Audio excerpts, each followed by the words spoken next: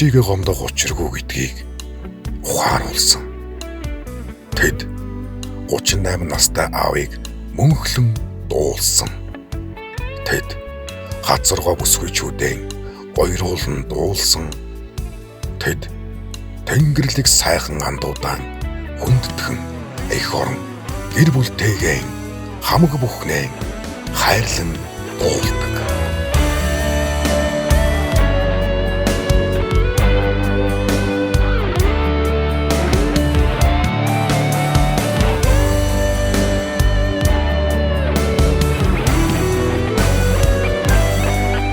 Жилийн туршид унаж босгод минь, ойлж дуулахад минь, зовж жаргахад минь үргэлж хамт байсан эрхэм та бүхэндээ баярлалаа.